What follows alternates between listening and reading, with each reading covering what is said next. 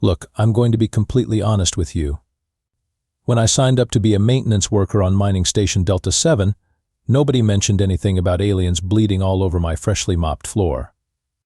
The job description was pretty clear: fix broken things, avoid human contact, and enjoy the blissful silence of deep space. Simple. Peaceful. Boring as hell. But that's exactly what I wanted. My name's Jake Murphy, and I've been running this little corner of nowhere for about 3 years now. It's not much to look at, just a refueling depot stuck between two dead solar systems, but it's mine. Or at least it was mine until she showed up. I was having my morning coffee, the real stuff shipped in from Earth at ridiculous expense, but when something crashed into my airlock with all the subtlety of a freight train hitting a brick wall. The whole station shook like a paint mixer, and I nearly spilled my precious caffeine all over my control panel. "Oh, come on," I muttered, already reaching for my toolbox. What now? Did another idiot pilot forget that airlocks have a maximum docking speed? I shuffled to the door, expecting to find some rookie hauler captain who'd need me to realign his coupling mechanisms. Instead, I found her. She was about 5.5 feet tall, with skin that had this weird bluish tint and silver hair that looked like it was made of actual metal. Her clothes were torn, she had some kind of glowing green blood seeping from a wound on her shoulder, and she was unconscious on my floor. My first thought? Great. Now I have to clean the floor again. My second thought? Is that blood supposed to glow like that? She stirred as I stood there, opened these impossibly large purple eyes, and immediately started babbling in what sounded like a mix between static and someone gargling marbles. "Whoa, slow down there, Space Princess," I said, holding up my hands. "I don't speak whatever that was. You got any standard in that fancy head of yours?" She blinked, took a shaky breath, and switched to heavily accented standard. "Please, you must help me. They are coming. All of them. Every system, every faction, every bounty hunter in the galaxy. I cannot run anymore." I stared at her. Then I stared at the glowing green blood on my floor. Then I looked back at her desperate purple eyes. "You know what?" I said finally. "I'm going to make you a sandwich. You can explain why my boring life just got complicated while you eat." Her mouth fell open. "A sandwich? I just told you the entire galaxy is hunting me and you want to make me food?" "Lady, I haven't had a proper conversation in 6 months. The least you can do is be coherent while you ruin my day." So it turns out my unexpected houseguest's name is Zara, and she's apparently what you'd call a big deal in galactic politics. Not the good kind of big deal, mind you. More like the shoot-on-sight kind of big deal. She sat at my tiny kitchen table, wolfing down my hastily assembled ham and cheese sandwich like it was the first real food she'd seen in weeks. Which, according to her, it basically was. "This is incredible," she said between bites. "What do you call this combination of processed meat and dairy products?" "A sandwich. It's not rocket science." "No, but it's somehow more satisfying than the nutrient paste I've been surviving on for the past 2 months. I poured myself another cup of coffee and settled in for what I could already tell was going to be a very long day. "So, Space Princess, want to tell me why my peaceful little station is about to become the center of the galaxy's attention?" She reached into her torn jacket and pulled out what looked like a small, unremarkable metal cube. It was about the size of a Rubik's Cube, but it hummed with some kind of internal energy. "This," she said dramatically, "is the most dangerous object in known space." I squinted at it. "Looks like a paperweight. It contains the complete genetic database of every sentient species in the galaxy, along with their psychological profiles, cultural weaknesses, and military strategies. Whoever controls this could theoretically conquer every system within a generation." "Okay, that's definitely not a paperweight." I took a sip of coffee. "Let me guess. You stole it?" "I liberated it from the Hegemony Central Archive." They were planning to use it to subjugate the Outer Rim colonies. Right, and now everyone wants it back. Not just the hegemony. The Rebel Alliance wants it to level the playing field. The Corsair Syndicate wants to sell it to the highest bidder. The Zephyrian Empire wants to destroy it to protect their secrets. And about 50 different bounty hunter guilds want to cash in on the reward. I stared at her. You're telling me you single-handedly ticked off every major power in the galaxy?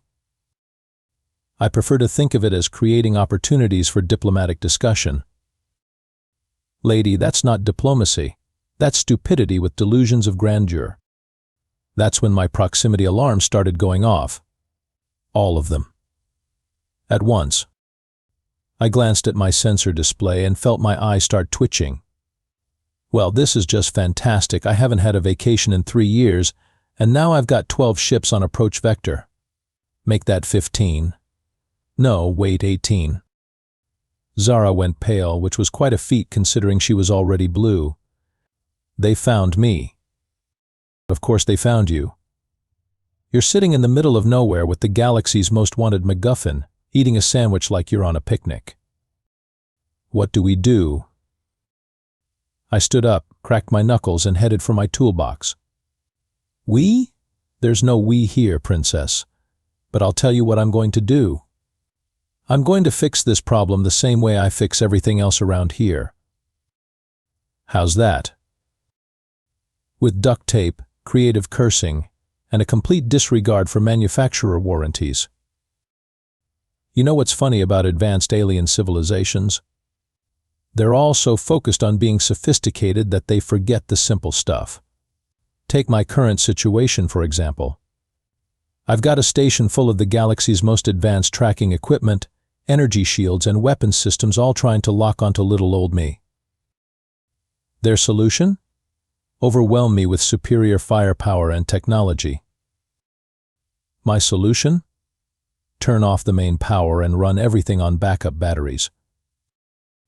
You cannot be serious, Zara said, watching me flip switches with the casual efficiency of someone who'd been doing this job way too long. You're going to hide an entire space station by pretending it's not here? Not pretending. I'm just making it really, really boring. I patted the power distribution panel affectionately. See, all these fancy ships out there are scanning for active energy signatures, communication arrays, life support systems, the works. But backup power? That just looks like residual heat from a dead station. She stared at me like I'd grown a second head. That's impossibly primitive. That's what makes it work. Your people think in terms of quantum encryption and multidimensional warfare. I think in terms of turning things off and on again. I grabbed my emergency kit, which consisted of about 50 feet of duct tape, a plasma cutter, and a crowbar that had seen better days. Come on, we're going to the observation deck. Why? Because I need to see what we're dealing with, and my security cameras are on main power. The observation deck gave us a perfect view of the growing fleet surrounding my station. And I do mean growing. What started as 18 ships had ballooned to at least 30, and they were all pointing their weapons at each other as much as at me. Well, would you look at that, I said, pressing my face against the reinforced glass. It's like the galaxy's most dysfunctional family reunion. Zara joined me at the window, and her face went even paler. Oh no, the hegemony brought their dreadnought class. And the rebels have their entire 5th fleet. And is that a Corsair battlecruiser? The big red one with the skull painted on it. Yeah, that's definitely pirate-themed. They're all here. Every faction I've ever crossed. Plus a few you probably haven't met yet. I pointed to a sleek black ship that looked like it had been designed by someone with serious anger management issues. That's a Zephyrian stealth destroyer. They don't usually show up unless someone's about to get vaporized. This is hopeless. We're outnumbered 1,000 to 1. I started unrolling duct tape with the focused intensity of a master craftsman. Outnumbered, sure, but not outthought. See, your problem is you're thinking like them. All complicated strategy and grand gestures. What's the alternative? Chaos. Beautiful, unpredictable, human chaos. I started taping what looked like random pieces of equipment to the outer hull of my station. Old communication relays, broken sensors, a coffee maker that had been acting up for months. To anyone watching from the outside, it probably looked like I was losing my mind. What are you doing? Creating a distraction. See, every one of those ships out there is scanning this station, trying to figure out what we're up to. They're expecting weapons, shields, maybe a desperate escape pod launch. And instead, I'm going to give them the most confusing sensor reading in galactic history. By the time I'm done, their computers are going to think this station is simultaneously a bakery, a nuclear reactor, and a dance club. Zara watched me work with growing amazement. You're making it impossible for them to get a clear scan. Wingo. And while they're all arguing about whether we're armed or just having a really weird party, we're going to slip out the back door. What back door? I grinned and pulled out my plasma cutter, the one I'm about to make. Creating an impromptu exit from a space station while 30 hostile ships watch your every move is harder than it sounds. Fortunately, I've had 3 years to study every bolt, wire, and ventilation shaft in this place. You want to escape through the garbage chute? Zara asked, staring at the maintenance tunnel I'd just opened with my plasma cutter. It's not a garbage chute. It's a waste processing ejection port. Completely different thing. How is that different? The garbage chute just drops trash into space. The waste processing ejection port launches it at high velocity toward the nearest star. Much more dramatic. She looked at me like I'd suggested we juggle plasma grenades. You're insane. I'm practical. There's a difference. I started cramming emergency supplies into a maintenance pod that was definitely not designed for human occupancy. Besides, do you have a better idea? We could try reasoning with them? Princess, you've got something that every government, rebel group, and criminal organization in the galaxy wants. They're not here for a peaceful negotiation. They're here to shoot each other and hope you survive the crossfire. As if to prove my point, someone outside started shooting. The whole station shook as energy beams started flying between the various factions. Apparently, the hegemony had decided the rebels were getting too close. The rebels disagreed. The pirates were just shooting everyone because it seemed like fun. See? I said, tossing her a makeshift pressure suit that I'd cobbled together from spare parts. This is what happens when you put 30 different groups of armed idiots in one place. They start arguing about who gets to kill who first. Zara squeezed into the maintenance pod, which was about as comfortable as it sounds. This is never going to work. Sure it will. The beauty of this plan is that it's so stupid nobody will see it coming. I sealed the pod, activated the ejection sequence, and held on tight as we were launched into space at roughly 3 times the recommended safe velocity. The good news was that we cleared the station before anyone noticed. The bad news was that clearing the station involved spinning end over end while traveling at a speed that would make a race car driver nervous. I'm going to be sick, Zara moaned through the comm system. Try not to do it in the helmet. These things are hard to clean. Behind us, the battle for my station was getting more intense. The hegemony had apparently decided to board the station, which prompted the rebels to do the same, which made the pirates think they were being left out of the fun. It was like watching a very expensive, very violent game of musical chairs. They're going to tear your station apart, Zara said, watching the chaos unfold. Probably. But that's what insurance is for.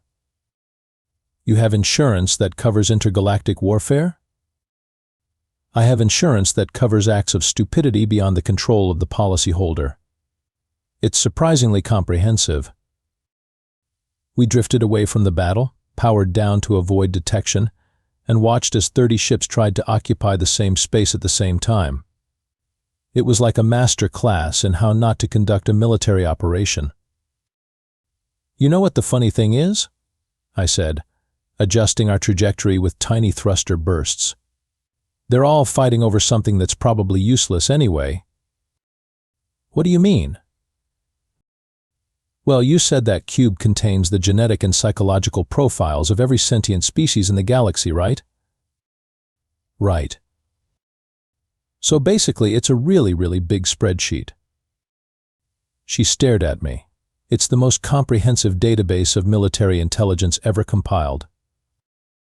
It's a spreadsheet with delusions of grandeur. And I'm willing to bet that 90% of the information in there is either outdated, incomplete, or just plain wrong." "How can you be so sure?" "Because I've met humans, and if we're in that database, then whoever compiled it has no idea what they're talking about. As it turns out, my insurance policy doesn't cover complete destruction by 30 different factions of armed idiots, so I was a little annoyed when we drifted back toward what used to be my station. The good news was that most of the shooting had stopped. The bad news was that apparently they'd all decided to work together long enough to find us. "This is Admiral Kree Tar of the Hegemony Dreadnought," came a voice over the open comm channel. "Surrender the database, and we will make your death quick." "This is Captain Vex of the Rebel Alliance," interrupted another voice. "Ignore the Admiral. Surrender the database to us, and we'll make sure you get a fair trial before we execute you." "This is Captain Scar of the Corsair Syndicate," added a third voice. "Surrender the database, and we'll split the reward money with you. 60-40. Our favor." "This is Commander Zolthak of the Zephyrian Empire. Surrender the database, and we will allow you to choose your method of execution." I looked at Zara, who was trying to make herself as small as possible in the maintenance pod. You know, for a bunch of advanced civilizations, they're all remarkably focused on the killing part. "They're scared," she said quietly. "That database really could change everything." "Yeah, about that. I activated the pod's external speakers and broadcast on all frequencies." "This is Jake Murphy, formerly of Mining Station Delta 7, currently of this very cramped maintenance pod. I've got something to say to all of you." The comm channel went silent. "You're all idiots." The silence continued, but I could practically feel the collective offense radiating from 30 different ships. "You want to know what's in this database? It's a bunch of files that some bureaucrat compiled by reading public records and making educated guesses. You're all ready to start a galactic war over what amounts to a really expensive Wikipedia page." "You lie," Admiral Kree Tar's voice crackled over the comm. "The database contains classified military intelligence." "Does it? Let me ask you something, Admiral. What does it say about humans?" A pause. "It says you are a primitive species barely capable of spaceflight, with no significant military capabilities." "Right. And I just escaped from 30 of your best ships using duct tape and a garbage chute." Another pause. "Longer this time." "You see the problem?" I continued. "If whoever compiled this thing got humans that wrong, what makes you think they got anyone else right? You're all fighting over a database that probably thinks the Zephyrians are still using wooden spears and the Corsairs are honest merchants." "The human makes a valid point," came a new voice. It was Commander Zolthak, and he sounded thoughtful. "Our intelligence reports do occasionally classify humans as harmless." "Harmless?" Captain Scar laughed. "This one just made fools of all of us." "The database is still valuable," Admiral Kree Tar insisted. "Even if some information is outdated." "Is it?" I reached over and took the cube from Zara. "Let me show you how valuable it really is." I held it up to the pod's external camera so everyone could see it clearly. Then I started examining it with the kind of casual interest you'd give to a piece of junk mail. You know what this reminds me of? I said, turning it over in my hands. It looks exactly like the data storage units we use for maintenance logs. Same manufacturer, same basic design, same capacity limitations. I found what I was looking for, a small access port on one side of the cube. And look at that. Standard universal interface. I bet I could plug this into any basic computer system. What are you doing? Zara whispered, calling their bluff. I connected the cube to the pod's navigation computer. Let's see what's actually in here. The results were underwhelming. Well, would you look at that, I said, reading the directory listing. It's got files on 3,847 different species. That sounds impressive until you realize there are roughly 50,000 known sentient species in the galaxy. So this thing is about 7% complete. I scrolled through more of the data, and most of these files are marked as preliminary assessment or data incomplete. Oh, and here's a fun one. The entry for the Zephyrian Empire was last updated 43 years ago. 43 years? Commander Zilthek sounded offended. We've had 2 complete governmental restructures since then. The human is correct, came a new voice. It was quiet, female, and carried an authority that made everyone else shut up. This is Counselor Yara of the Neutral Arbitration Council. We have been monitoring this situation, and we concur with Mr. Murphy's assessment. Who the hell are you? Admiral Kree-Tar demanded. We are the people who actually compiled that database, the counselor replied calmly. It was a preliminary research project, abandoned 3 years ago when we realized the scope was too vast for accurate completion. The version MS Zara stole is essentially a rough draft. The comm channel exploded with voices as 30 different factions realized they'd been about to start a war over what amounted to an unfinished homework assignment. You know what your problem is, I said once the shouting died down. You all think being complicated makes you smart. But sometimes the simplest explanation is the right one. Sometimes a cube is just a cube, and sometimes the guy with the duct tape knows what he's talking about. 6 months later, I was back to fixing broken things and enjoying the blissful silence of deep space. Well, mostly silence. Zara had decided to stick around, which meant I had someone to talk to besides my coffee maker. Your shipment from Earth arrived, she said, floating into my workshop with a package under her arm. More coffee, more duct tape, and something called hot sauce that the delivery captain warned me about. That's the good stuff. Don't touch it unless you want to breathe fire for a week. She settled into what had become her usual spot on the workbench, careful not to disturb the repair work I was doing on a communication array. I still don't understand why you stayed. What do you mean? After everything that happened, you could have gone anywhere. The Neutral Arbitration Council offered you a position as a diplomatic consultant. The Rebel Alliance wanted to make you an admiral. Even the hegemony offered you a command position. I looked up from my work. And leave all this, my coffee maker, my duct tape, my complete lack of responsibility for other people's problems. You turned down a chance to be important. Princess, I am important. I'm the guy who keeps things running. Do you have any idea how many critical systems would fall apart if people like me stopped fixing them? She smiled. It was something she'd started doing more often lately. The galaxy's most reluctant hero. I'm not a hero. I'm a maintenance worker who got really, really lucky. Lucky enough to see what everyone else missed. Lucky enough to solve a problem that was about to start a war. I went back to my repair work, but I was grinning. You know what the funny thing is? They're all still sending me requests for advice. Yesterday, I got a message from the Zephyrian Empire asking me to mediate a trade dispute. The day before, the Corsair Syndicate wanted my opinion on their new ship designs. And I told them all the same thing. Stop overthinking it. Most problems have simple solutions if you're willing to look for them. Is that why you let me stay? Simple solution to the problem of being lonely? I paused in my work. Who says I was lonely? Your coffee maker. I asked it. You can't ask a coffee maker questions. You can if you program it to respond to voice commands, which you did, and you gave it a personality, and you've been having conversations with it for 3 years.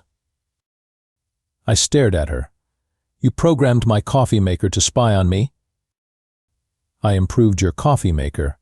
Now it makes better coffee and provides emotional support. That's actually pretty useful. I thought you'd appreciate the practical approach.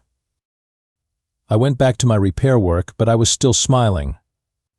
You know, for a former galactic fugitive, you're not bad company. For a maintenance worker, you're not bad at preventing wars. Just the one war. And it was really more of a very expensive misunderstanding. Still counts. We worked in comfortable silence for a while, her helping me with the more delicate parts of the repair while I handled the heavy lifting. It was nice having someone around who appreciated the value of fixing things instead of just replacing them. Jake? She said eventually. Yeah? Thank you. For the sandwich. And everything else. You're welcome. But next time you decide to steal galactic databases, maybe check if they're actually worth stealing first. Next time. Well, there's always a next time, princess. There's always a next time. And that's how I accidentally became the most important person in the galaxy. Still hate paperwork, though.